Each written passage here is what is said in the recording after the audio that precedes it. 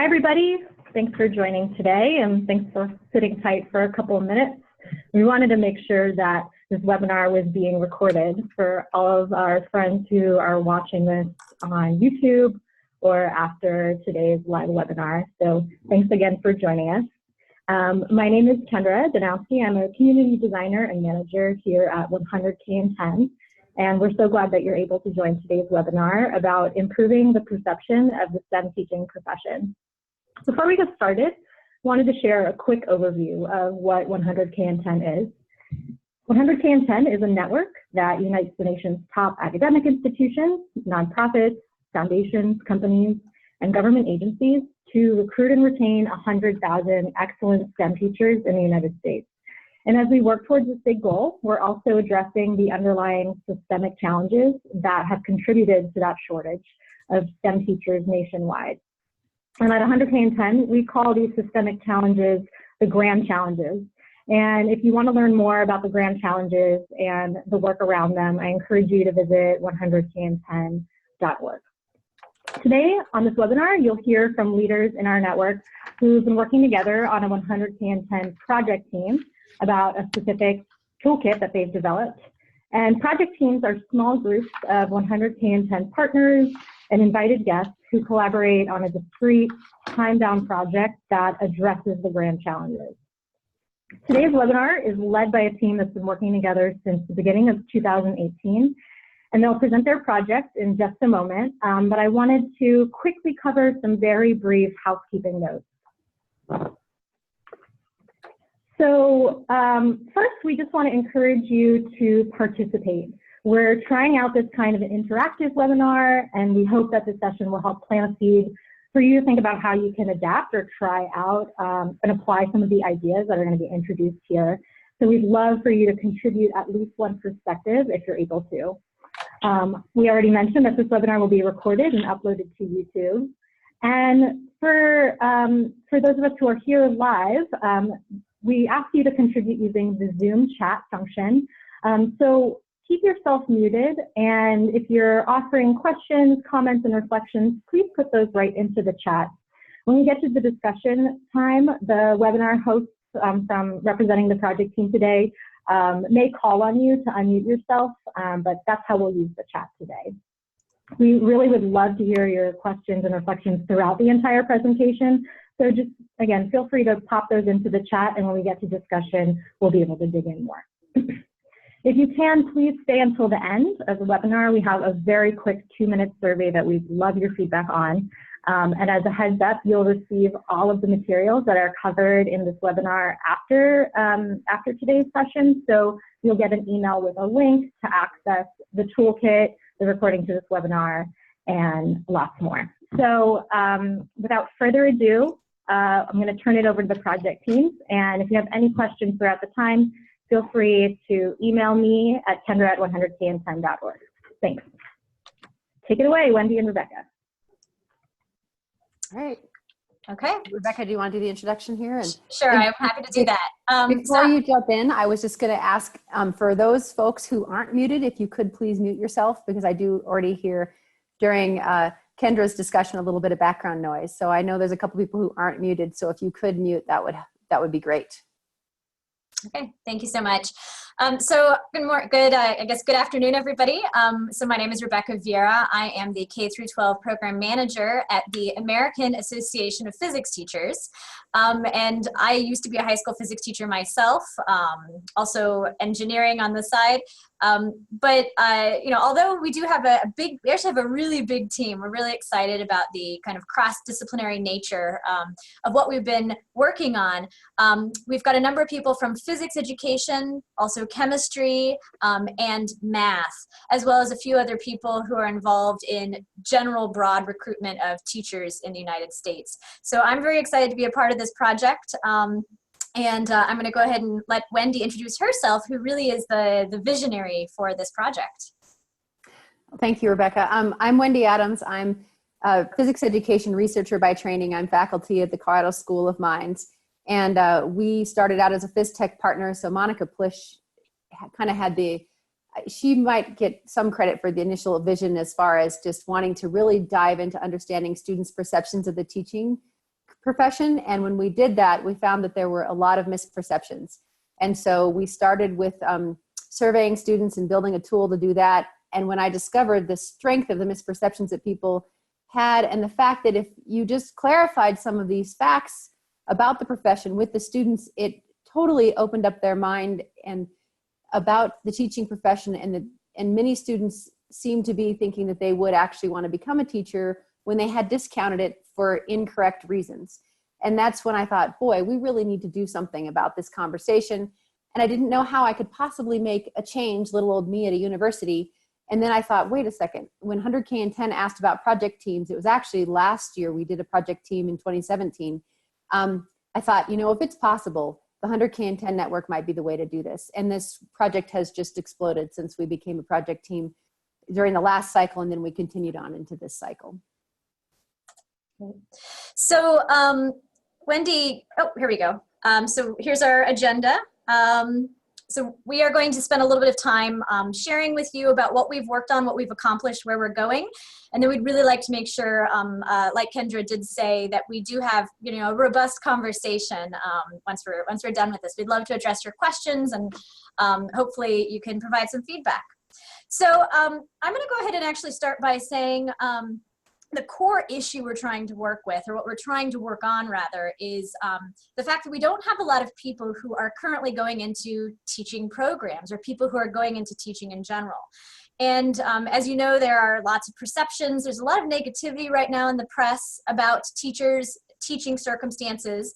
And some of that we think is certainly influencing whether or not people actually do certainly pursue those careers. But I think there's something a little bit more nuanced, and it's what Wendy's research has really gotten at.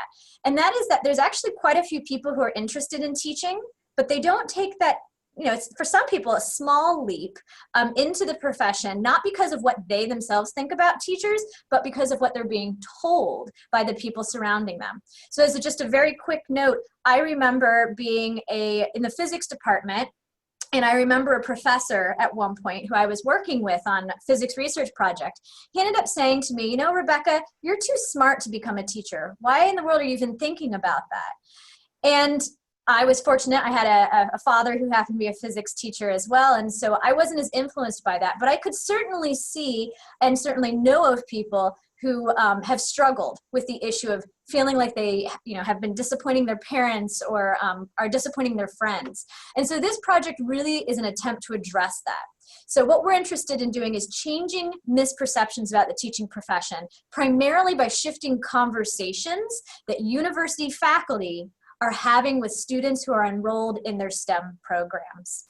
And in order to do that, we've built out a book. It's basically a booklet that has a whole bunch of different modules, including resources like presentations and posters that you can actually use in the context of your institution or your organization, or that frankly could even be provided to high school teachers so that hopefully they can also support these positive conversations. So our booklet is called Get the Facts Out. And like I said, the focus is to have more inspired conversations and really honest conversations about the teaching profession. Because like I said, we've seen a lot in the media and a lot of truth, right, in the media about various circumstances of teaching, but it doesn't tell the whole story. And so what we are trying to do is trying to present the real facts and the whole story, and oftentimes the very varied story about the teaching profession. Our focus, like I said, is it's specifically on math and science. These are areas we know more about, so specifically mathematics, chemistry, and physics, although I do believe that there are implications here for some of the other STEM fields like computer science and engineering.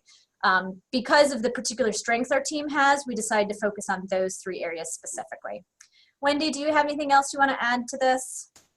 I could just say that the research we've done has included all areas of science and engineering and computer science students. So the research behind this has been with all STEM fields.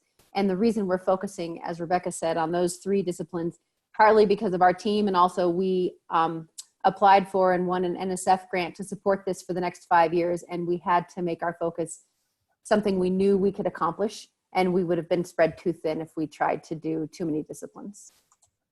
Awesome, thank you, Wendy. So what we'd like to do over the next few minutes is to take you through this booklet, and we'll be able to provide the booklet to you as a follow-on if you're interested, as well as some of the modifiable resources. I do want to start, though, by saying what is an honest picture about teaching? I will say that in general, people don't have the right perceptions. They haven't often been behind the desk. They've been in front of the desk. They've seen teachers who sometimes look really tired and who they perceive as always being really underpaid and really underappreciated. Here's the good news. The good news is that when we ask undergraduates who are currently enrolled in STEM fields, specifically physics, computer science, math, and chemistry, how interested are you in being a middle or high school teacher? There's actually quite a bit of interest. You can kind of see in terms of the very interested, a very high proportion of math majors are interested in education.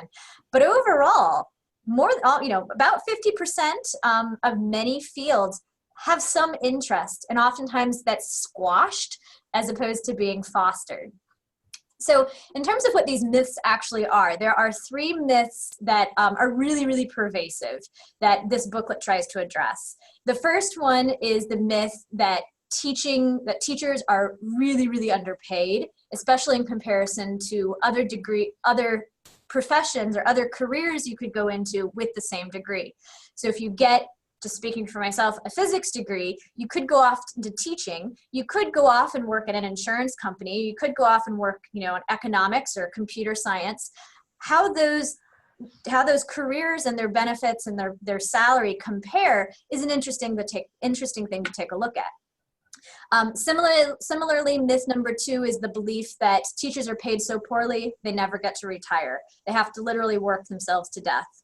And then the third myth is that teachers are unhappy. And let me just emphasize by the word myth, this, I think, really does mean it's a grand overgeneralization, and it completely disregards the possibility that there could be something better.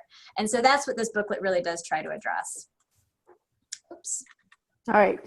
And so this next section is, how can you get the facts out? So we've done a lot of research, pulled lots of data together, and looked at what the facts are and used the facts to dispel these myths, the 3 that Rebecca went through. And so these are the resources that we have available. There are, counting really quickly, 8 different modules here that have resources that you can use. And the idea is that you can take these, modify them to either, you can take them and use them verbatim, or you can take them and modify them to fit your needs. And we're hoping that we'll learn through this grant and through our research at different universities using this even better ways to change the conversation, because the research is showing that in a lot of cases, the conversation just doesn't exist. And so teaching as a profession is just not even brought up. So first of all, the conversation needs to be there, and then how to have a positive conversation. And so these are the materials for it. So the first one that I want to show you is an interactive presentation that we have designed to talk directly to students. And that's called Student Get the Facts Out. And in the booklet, we describe the audience and setting for each tool, the time it takes to use the tool to present it. In this case, you can do a 15-minute to a 30-minute presentation. We build it into a presentation about our program, so we really spend an hour, but only about 30 minutes of it is on getting the facts out. And then there's a synopsis, so you can get a quick idea of what the resource is, and then a paragraph on how we implement it. So then you can get ideas to see if it fits in with your situation and what opportunities you have. So for the student presentation, what you're going to get is a PowerPoint. So here, clearly, this is customized to our program. We've got a picture of our students on it. It says Teach at Minds. Gets the facts out. What is the teaching profession actually like? And so you'll get the PowerPoint, so you can easily modify the cover slide. And this presentation is designed around a series of clicker questions. So you could make a Kahoot if you wanted to, or you could do clickers, or you could do show of hands, whatever you're comfortable with to do interaction with students. But it's designed to be interactive so that students can engage with the materials. So it asks questions about career salaries to see if students have an idea. And it takes turns asking questions and then sharing facts. And for example, about teacher retention, people are very surprised at how high teacher retention actually is.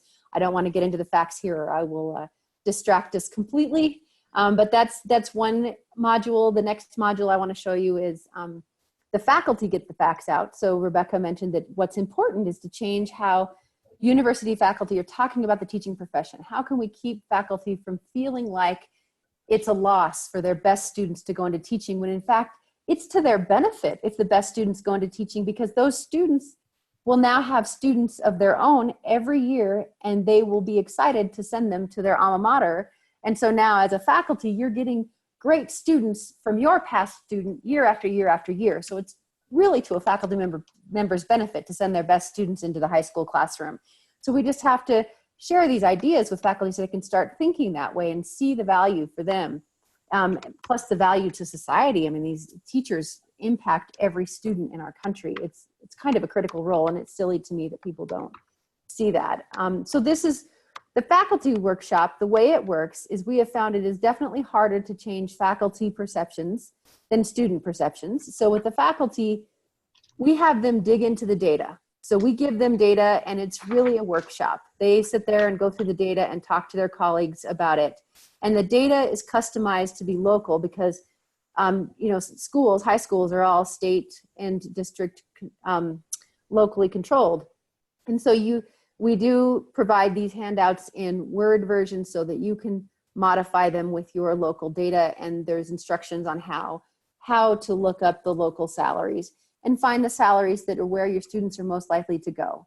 I could pull up some rural districts in Colorado that have terrible teacher salaries, but I could also pull up the metro districts where something like 80% of the state is employed, and those are much more reasonable.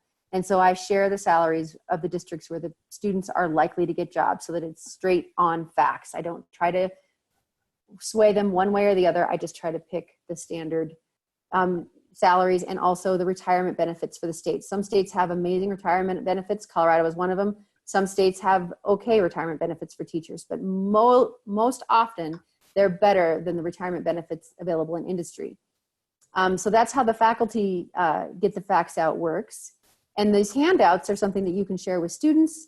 Students can share these handouts with their parents so they can have a conversation with their parents. You can just share these handouts with fellow faculty or with the admissions staff. This workshop works with anybody who's going to touch students and have a conversation with them about the profession. Next, I'll let Rebecca take this section. Sure.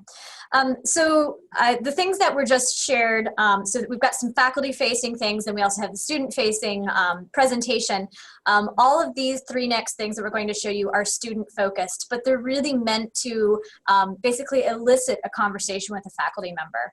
So, and one thing that's important is that actually all of these things are meant to be customizable.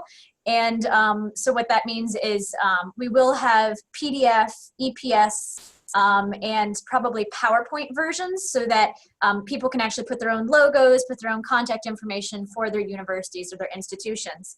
And then the second thing is, I already addressed the myths, but then there are responses that we really hope that faculty members can have, and things we would like the students to understand too. So we've, I say we, but really Wendy and her folks have done a lot of messaging and testing with students to find out in which way is the meaning of the message appropriately conveyed. So I'm going to show you those real quick. This is an example of a poster that you could print and put up. And we've identified 7 specific responses that address the myths that we've identified that are so pervasive. And I can actually zoom up on those, so I'm going to do that now. And this may or may not surprise even you. One of the things is most people underestimate teacher salaries by $10,000 to $30,000. I actually believe this says most people. This was actually specifically STEM majors, wasn't it, Wendy? Yes. Yeah. So by most people, we're not just referring to the general public, but we're actually referring to the perceptions that potential future teachers have. So this is critical that we address that with them. And by looking at that data, that really helps. Wendy already mentioned the teaching jobs, the retirement, and benefits. And I'm not sure if any of you saw the Ed Week article that came out a couple days ago talking about teacher salaries. They did address some general averages. I don't believe they looked at it geographically.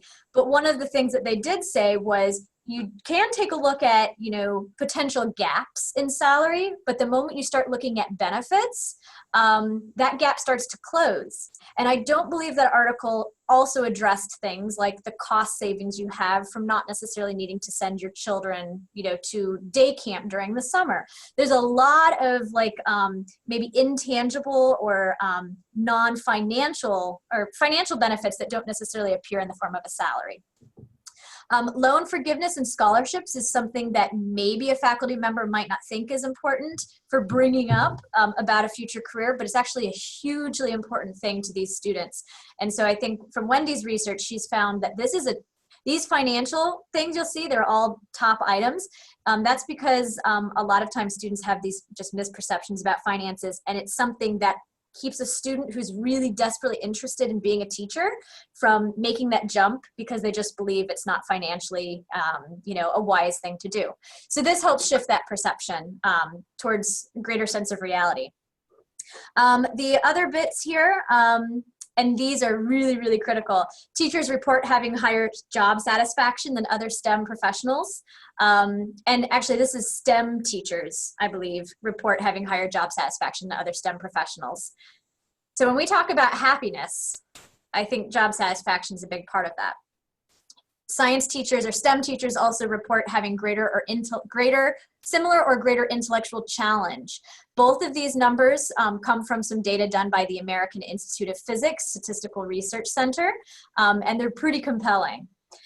Teachers are 6 times more likely to say that they make a difference in people's lives than other STEM professionals. So hitting the heartstrings a little bit. And I think the other thing too that's important for thinking about, a lot of times students will say things like teaching seems like a dead-end job. The reality that teachers can go almost anywhere, especially if you're in these critical STEM areas, that's huge. You can travel almost anywhere in the country and even internationally and get a job. So I personally think these are very compelling, and I know Wendy's had a lot of success with them too. Is there anything else you wanted to say about that, Wendy? No, those look good. Rebecca made it, I think, very clear that we did test these with students. We came up with a whole range of them, and only the ones that survived with students and only brought forward positive perceptions and increased perception of the profession were kept. There were some that inadvertently created a negative perception or lowered people's perceptions of the teaching profession for just a small fraction of the students, but it was enough of a fraction, it didn't seem worth using them. So we were very careful to only keep facts that seemed to ring positively for everybody. And the same thing with the headlines, teaching worth it in more ways than you might think.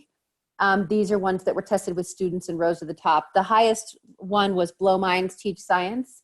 And so that's why that's on the poster as the header. And this was the next highest one. And here's just an example of what it would look like for math. So the data, the statistics don't change. Sometimes the language might, if it said science before we change, it could be changed to math. But this is just an example of how, you know, you could modify it, pop in your own picture, add your own URL, things like that. Then we also have a companion brochure, which, you know, instead of having it up on the wall, you could have a stack of these. And I actually have one student who became a teacher, special ed teacher who teaches science. And I remember the conversation we had over the teacher's desk about the brochure. So it wasn't this brochure, but it was a brochure that was kind of a precursor to this that was developed in Illinois when I was teaching. So same thing. And you know, the goal here, like I said, it's not just to use the brochure, but to put your contact info so that they can have a follow-up conversation with a real human being, because we know relationships matter. And then we have some additional resources. This is an example from Wendy's institution. When there are open houses and all that kind of stuff, having flyers and having templates of flyers that provide some critical, you know, some logistical information about how you actually become a STEM teacher in your context. We realize that that's important for direct recruiting. Anything else on that, Wendy? If you click again, the back of the flyer includes the messaging that we've gained, that you just saw on the posters and the brochures. So we were trying to make sure we get the messaging on every document that's out there, because we found that until those misperceptions are addressed, students, it doesn't matter what amazing scholarships you have available or what a nice streamlined program you have, if they don't think they can be happy or have a comfortable living, a lot of students aren't going to consider the career. So we realize we have to get those misperceptions addressed first, and then we can talk about the great things we offer in our program. So that's why all of the materials we have for students include those did you know items. And then we have, so as you can tell, we have lots of different kinds of mediums for trying to get this message across. And one of those, we're also trying to make sure that they are of kind of varying levels of ease of implementation. So we recognize it might be hard for a faculty member to do a workshop for their department, but there are other simpler things that one can do and have a huge impact. Things like opening your first course, opening your course by saying, hi, my name is Dr. So-and-so, my research area is, whatever, and I'm a teacher. And teaching is important to me. It's important to me because, here's some examples. How I teach in my class is important. A good math or science education can help you be more successful in college and in your future career. And using this kind of language that really places value on the practice of teaching, we know from other institutions we've worked with that the students will come up to the faculty and say, that's interesting, tell me more about what it means to be a teacher, and do you know anything about teaching, about getting a teaching degree. Let's see, in addition to that, so like I mentioned, we have a number of other kind of non-discipline specific partners, Teach.org and Breakthrough Collaborative. And so we're really committed to making sure that we can build off of their kind of foundation for, in the case of Teach.org, they've got a great website that provides some guidance and some continued support to people thinking about teaching, and Breakthrough Collaborative, which is a group that actually places people interested in teaching into classrooms so they can get some real hands-on experience. Through a summer experience. Breakthrough Collaborative is one of the summer experiences, and you might have a program in your area that does summer experiences, and this whole section is next steps, because you can have that first contact with students, you can do the first touch and have a conversation, but then it requires follow-up and helping them think about what they can do to explore their interests and see if it really is for them or not. And so these are different places that you can send them. And we've also got the First Conversations Guide, which also gives you a little bit of not really a script, but some ideas of what are good things to bring up in that first conversation and to help the student work through their interest and see if this really is something that's for them. Awesome. And we are getting down to time, so we don't have a lot more time, but Wendy, do you want to mention this real quick? Yeah, so I had mentioned in the beginning, this work stemmed off of a survey that I built to measure students' perceptions of the profession. And that's during those interviews and that research is when we discovered these deep misconceptions that weren't based on fact. And this is the instrument, so it's available. It's also in the appendix. And so it's available if you would like to use it in your institution. And we have a scoring sheet we can share with you. It also hopefully soon will be up on this site called Phizport, where you can have your students, you can upload your data and it will analyze it for you. And so we'll share that once that's available. It was supposed to be available the first of this month, but it's just a little bit behind. Excellent.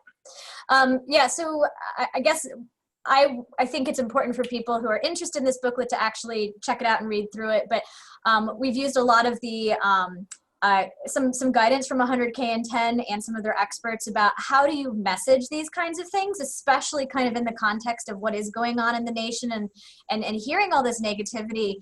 So making sure that we are emphasizing, we do believe teachers, they deserve to get paid more. There are other things that you should think about, as well. So kind of coming down to the core values is something that we really elaborate in the booklet. And Wendy has already mentioned, this has all gone through development and testing. We are not trying to do something that is just a synthesis of common sense, because we know that common sense, especially in STEM fields, isn't so common sense. And just as a quick example before we close, teaching is a fantastic profession, but we also tend to heroize teachers. And by doing so, we make them appear as kind of subservient, and as people who who are self-sacrificial, sometimes to the point of sacrificing their own family, their own personal time, their own health, and that's not helpful to the profession. So we're really trying to emphasize things that are positive about teaching that people actually don't know about. So this has gone through lots of rigorous testing and development, and I think presents a lot of things that I wish had been told to me as I went into teaching as well. So those are my last thoughts. I guess I'll just say we've already had a few people who've used some of these materials. One person said, if even a fraction of those touched by, things like these materials made a decision to switch to STEM teaching because of information they received, the project would be transformative. I think that actually came from one of our reviewers for our NSF grant. And yeah, I think there's a lot of aspiration in this project. It's very meaningful work. I'm very happy to be part of it. Well, and I was going to say, if you wanted one from someone who's actually used the materials, I ran into a woman this summer at a conference who has a STEM physics teaching program at her university. And she told me that after using this material, she, for the first time, has students in her program. And she attributes it to this different shift in how to have the conversations. Awesome. So I think with that, that's everything that we wanted to share out. We have two particular questions. We are interested in knowing how our work can support your initiatives, because I know we're all working on this problem of enhancing the perception. But also we would like to know if you've learned about ways to change the conversation to really demonstrate the dignity and value in teaching and the incentives of teaching. And then I guess lastly, if you have questions for us, we would love to address those.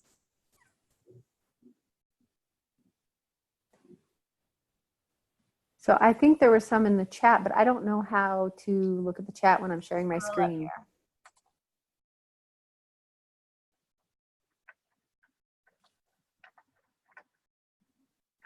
I don't see any questions in the chat right now.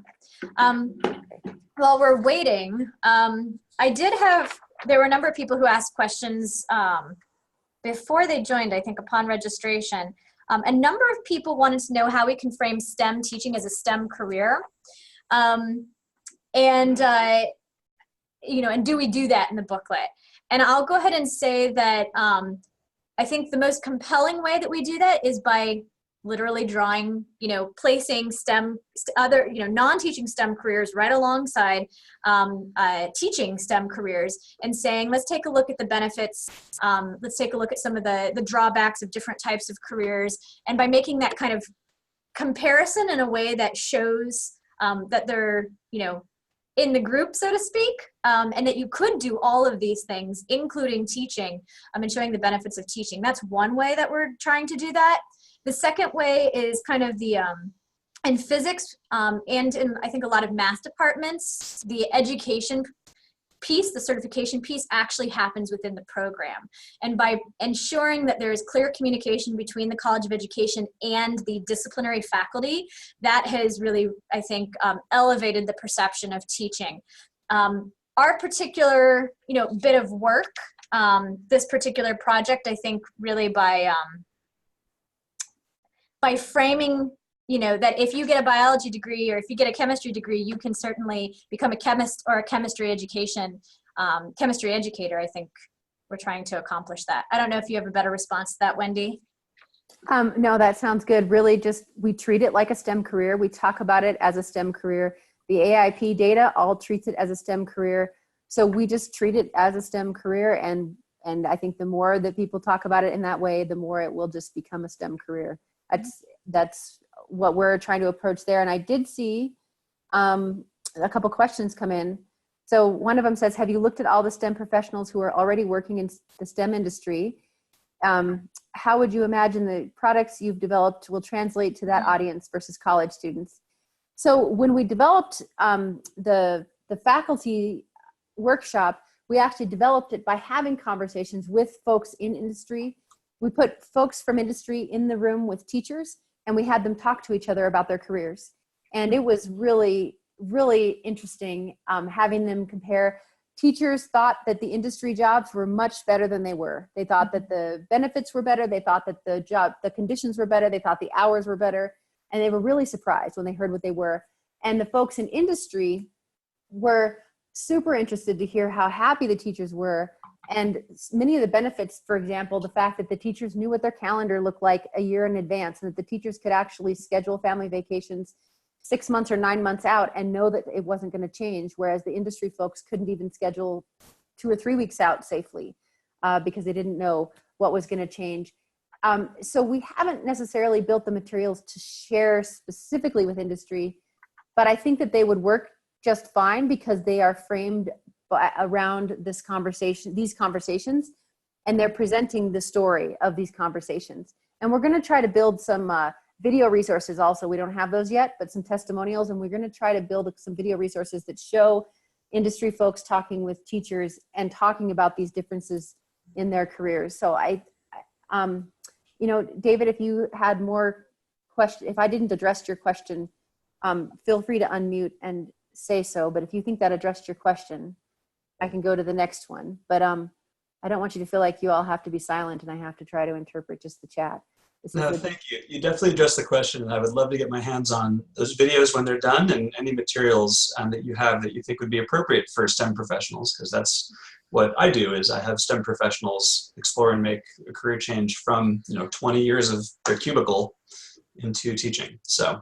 Oh, well, I think both the student get the facts out and the faculty get the facts out with those handouts. I think you'll find a lot of what you need in those two. So I would check those two out first and see what you think. Great, thank you. Sure. The next is, coming from a high school perspective, do you have suggestions on how to get the materials out to local college communities? Suggestions of how to make direct connections with the college students, even if you don't work for the college. Yeah, that is hard because we're working with a group right now who does alternative licensure, and they've felt like it's hard for them to reach the MIND students unless they just go to career fair, and career fair is maybe not the best. It definitely, I think my best advice would be to try to hook up with a faculty member who also is interested in recruiting teachers and getting the word out. And that faculty member would then be able to help you set up some opportunities to see students, because faculty have ways to reach students and to set up things. It could be a student club that you are able to go present at, or it could be coming to a class.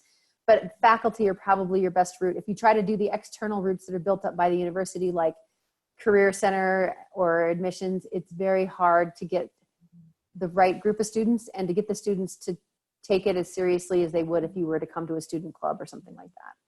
Yeah, I was just going to say, I think most of the research, I'm involved in this project, but also a project that looks at career intentions of young women. And very, very, very, very, very high on the list, you get their own teachers, in particular their university introductory teachers have a huge influence. Unfortunately, guidance counselors and such, they just don't even show up. They don't even show up. So I think it's valuable to have it sitting there, but it's really about relationships.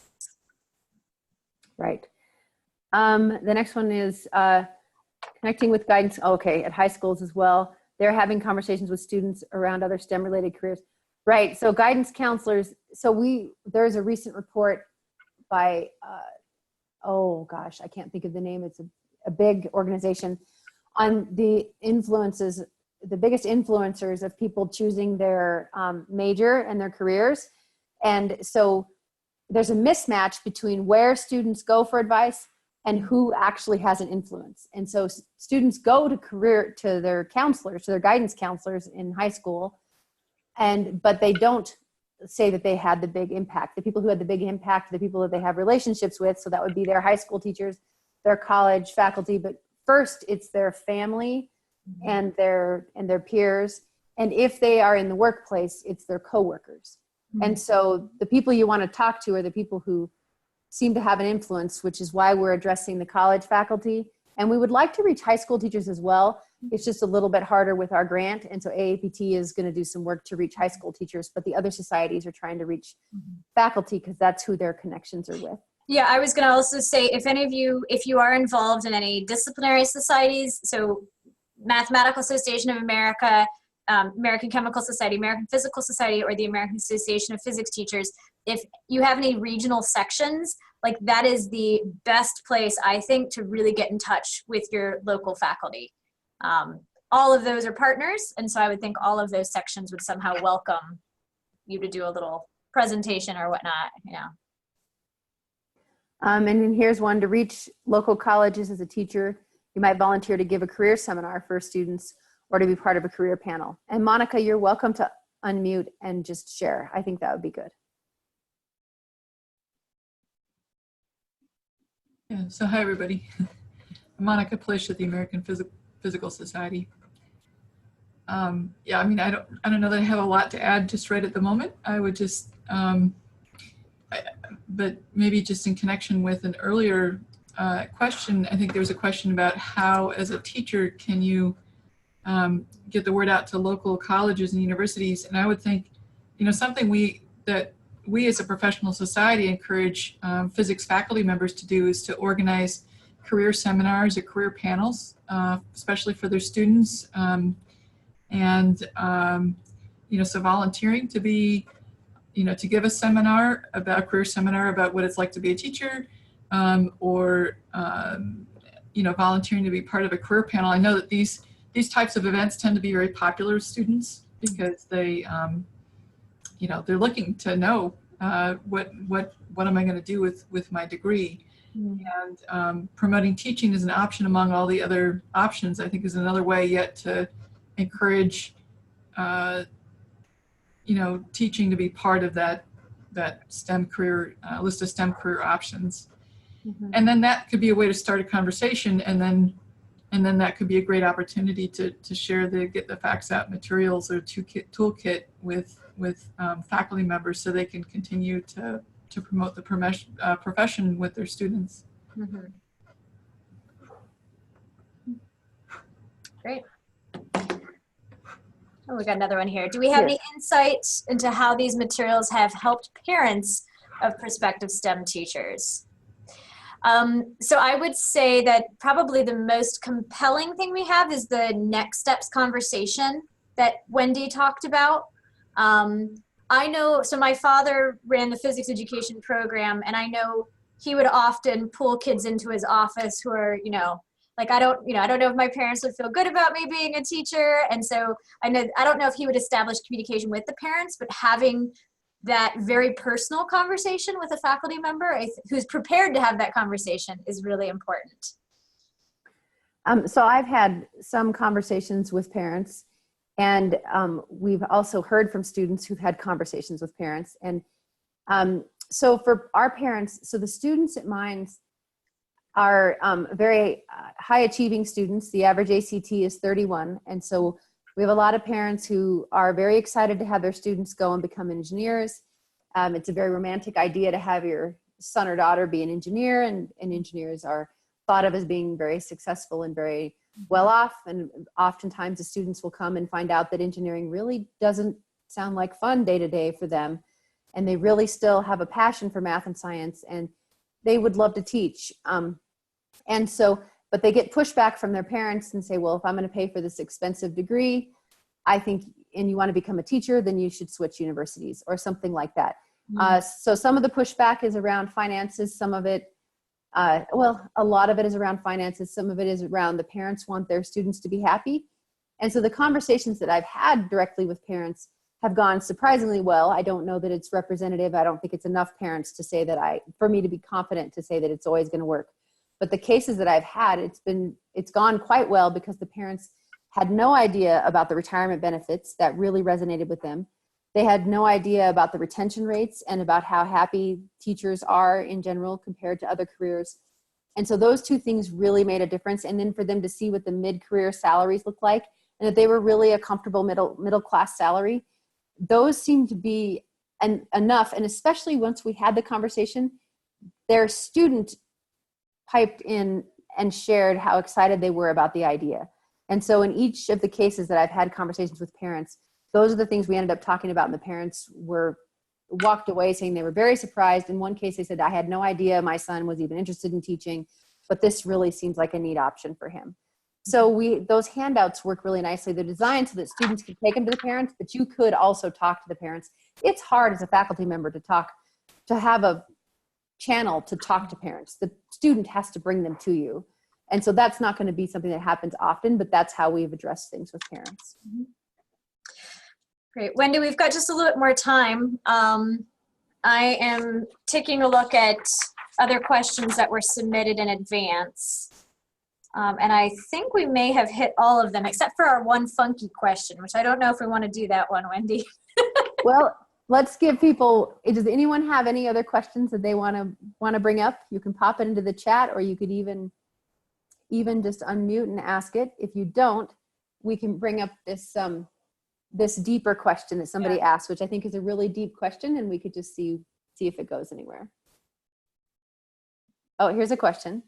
It's also beneficial to have those of us who made the change from corporate careers contribute to their perspective directly to students. Absolutely. Absolutely. When we have teacher panels, we try to find teachers who, especially if we can find alumni of our university who have made a career change, we bring them in. And that's very powerful, because we do have students who say, well, I should try being an engineer first. I feel like I owe it to myself to try being an engineer first and then come back to teaching. And I hear that so often, and it's for different reasons, but I think it really helps if students can hear from people who have done that, so they can actually weigh the benefits of, well, would this really help me? Would this really make me feel better? Any other thoughts or suggestions before we bring up the deep question?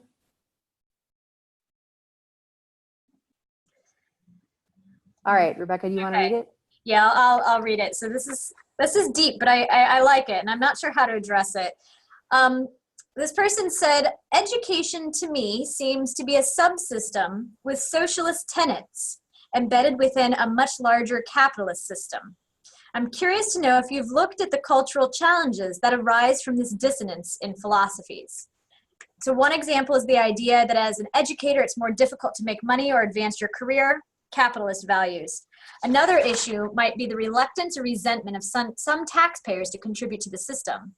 I would be super interested to see what you've learned about how to help people make sense of this as they're choosing careers. So for me, that's really kind of the personal aspirational element versus the financial stability. I want to get ahead in life, and how do we deal with those two things, and how do we specifically address it in this project?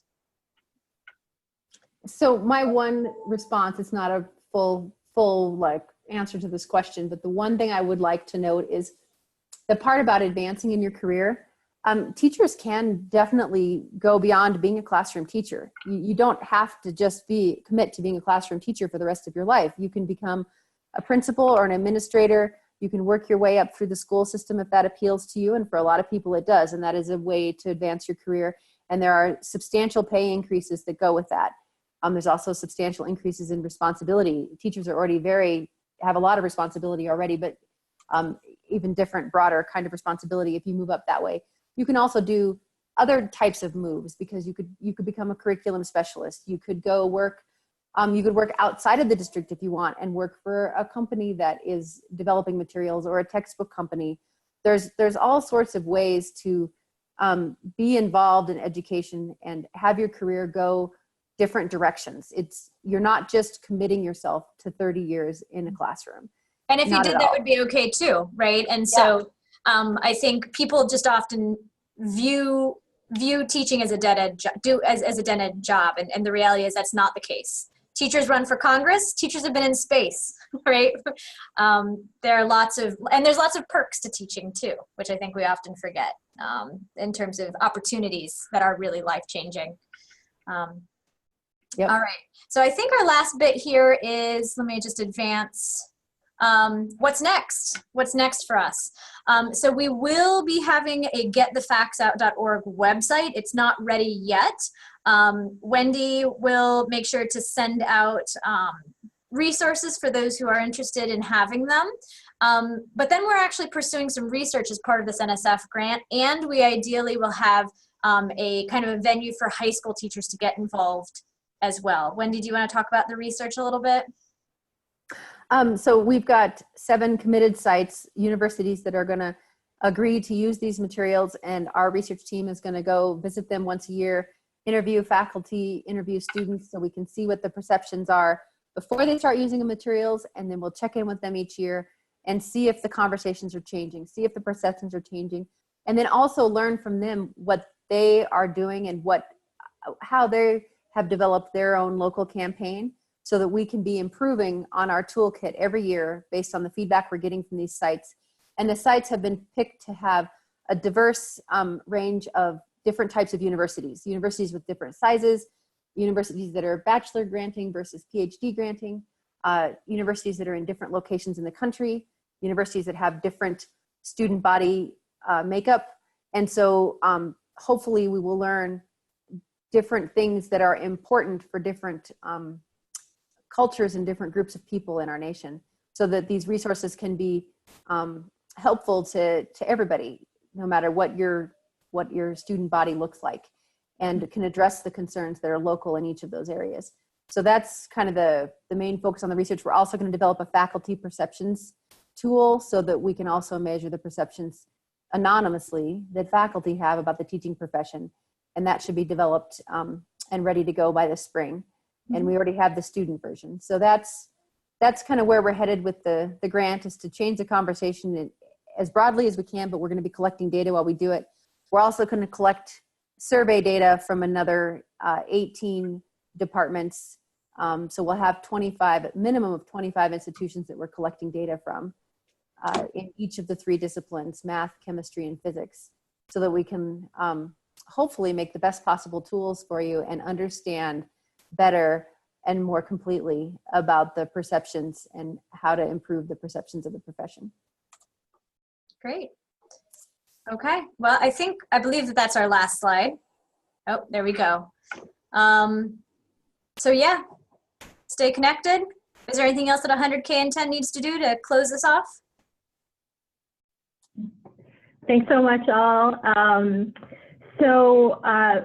Big thanks to Rebecca and Wendy for sharing. You can find both their emails on this slide, but also we are going to connect everybody by email with that link to the toolkit, and also so you can follow up with each other if there are questions and things that you wanted to respond to. Rebecca, would you be able to move to the next slide for us? Yep. Thank you. So for those of us who are here and have stayed the whole time, thank you so much. We love your feedback. And if you look in your email inbox right now, you should have received an email with a link to a feedback survey. And we're actually going to just take 2 minutes right now. It should take truly about 1.5 minutes or 2 minutes to complete. So we're actually just going to sit tight and invite everyone to share your feedback. It's going to be hugely helpful for our team. So we'll take 2 minutes right now and then share some closing notes. And if you don't see the link, check your spam, because these links always go to spam for me when I get them from 100K in 10. I don't know why. So just putting that out there.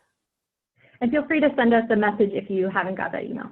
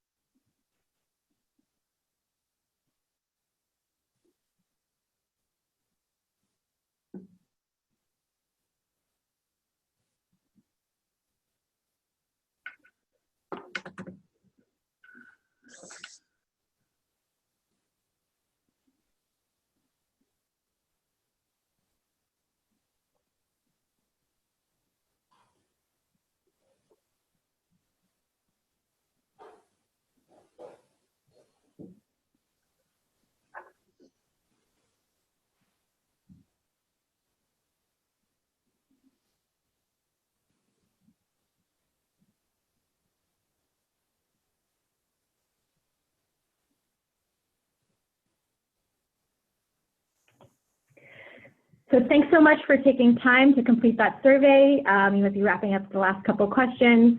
As we shared, we're going to send everything to you in an email. And also on the final slide after this one is a list of the upcoming 9 webinars that are left in this series. So keep a lookout for other ones that you'd like to join, and you can find the links to register at calendar.100kn10.org. So thanks again, everybody, for joining and for sharing your great comments in the chat. Thanks again to Rebecca and Wendy and your entire project team for getting to share the exciting toolkit. And we will see everybody on the next webinar. Thanks so much. All right.